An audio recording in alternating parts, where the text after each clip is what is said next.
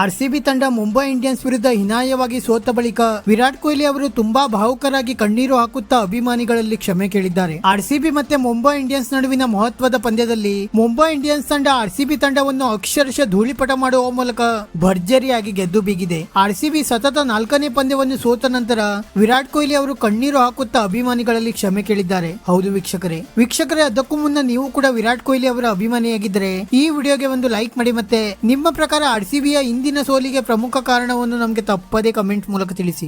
ವೀಕ್ಷಕರೇ, ಆರ್ಸಿಬಿ ಮತ್ತೆ ಮುಂಬೈ ಇಂಡಿಯನ್ಸ್ ನಡುವಿನ ಮಹತ್ವದ ಪಂದ್ಯದಲ್ಲಿ ಟಾಸ್ ಸೋತು ಮೊದಲು ಬ್ಯಾಟಿಂಗ್ ಮಾಡಿದಂತ ಆರ್ಸಿಬಿ ತಂಡ ನಿಗದಿತ 20 ಓವರ್ಗಳಲ್ಲಿ ಕೇವಲ 196 ರನ್ಗಳನ್ನು ಅಷ್ಟೇ ಕಲೆ ಹಾಕಿತ್ತು. ಆದರೆ 197 ರನ್ಗಳ ಗುರಿ ಬೆನ್ನಟ್ಟಿದ ಮುಂಬೈ ಇಂಡಿಯನ್ಸ್ ತಂಡಕ್ಕೆ ಇಶಾನ್ ಕಿಶನ್, ಸೂರ್ಯಕುಮಾರ್ ಯಾದವ್ ಮತ್ತೆ ಹಾರ್ದಿಕ್ ಪಾಂಡ್ಯ ಅವರು ಸ್ಫೋಟಕ ಬ್ಯಾಟಿಂಗ್ ನಡೆಸಿ ಕೇವಲ 15 ಓವರ್ಗಳಲ್ಲಿಯೇ ಭರ್ಜರಿ ಗೆಲುವನ್ನು ದೊರಕಿಸಿಕೊಟ್ಟರು. ಮತ್ತೆ ಆರ್ಸಿಬಿ ತಂಡ ಈ ಪಂದ್ಯವನ್ನು ಸೋತ ನಂತರ ತುಂಬಾ ಭಾವುಕರಾಗಿ ಮಾತನಾಡಿರುವ ವಿರಾಟ್ ಕೊಹ್ಲಿ ಅವರು ಅಭಿಮಾನಿಗಳಲ್ಲಿ ಇನ್ನೊಮ್ಮೆ ಕ್ಷಮೆ ಕೇಳಿದ್ದಾರೆ. ನಾವು ಎಷ್ಟೇ ಪ್ರಯತ್ನ ಪಟ್ಟರೂ ಕೂಡ ಗೆಲ್ಲಲು ಸಾಧ್ಯವಾಗುತ್ತಿಲ್ಲ. ಇಂದು ನಾವು 196 ರನ್ ಗಳಿಸಿದರೂ ಕೂಡ ಈ ಕ್ರೀಡಾಂಗಣದಲ್ಲಿ ಇದು 30ರಿಂದ 40 ರನ್ ಶಾರ್ಟ್ ಆಗಿತ್ತು. ಮತ್ತೆ ಸದ್ಯ ನಮ್ಮ ಯಾವುದೇ ಬೌಲರ್ಸ್ ಗಳು ಕೂಡ ಫಾರ್ಮ್ ನಲ್ಲಿ ಇಲ್ಲ. ಪ್ರಮುಖ ಬೌಲರ್ಸ್ ಗಳಾದ ಮೊಹಮ್ಮದ್ ಸಿರಾಜ್ ಮತ್ತೆ ರೀಸ್ ಟೋಪ್ಲಿ ಅವರು ತುಂಬಾ ಕಳಪೆ ಪ್ರದರ್ಶನ ನೀಡುತ್ತಿದ್ದಾರೆ. ಬ್ಯಾಟಿಂಗ್ ನಲ್ಲಿಯೂ ಕೂಡ ಮಧ್ಯಮ ಕ್ರಮಾಂಕದಲ್ಲಿ ನಾವು ಸಾಕಷ್ಟು ವಿಫಲತೆ ಕಾಣುತ್ತಿದ್ದೇವೆ. ಆದರೆ ಅದೇನಿದ್ದರೂ ಕೂಡ ಮುಂಬೈ ಇಂಡಿಯನ್ಸ್ ತಂಡದ ಇಂದಿನ ಆಟಕ್ಕೆ ಒಂದು ಮೆಚ್ಚುಗೆ ವ್ಯಕ್ತಪಡಿಸಲೇಬೇಕು. ವಿಶೇಷವಾಗಿ ಸೂರ್ಯಕುಮಾರ್ ಯಾದವ್ ಮತ್ತೆ ಇಶಾನ್ ಕಿಶನ್ ಅವರು ಆಡಿದಂತ ಆ ಅದ್ಭುತ ಆಟವೇ ನಮ್ಮ ಸೋಲಿಗೆ ಕಾರಣವಾಯಿತು.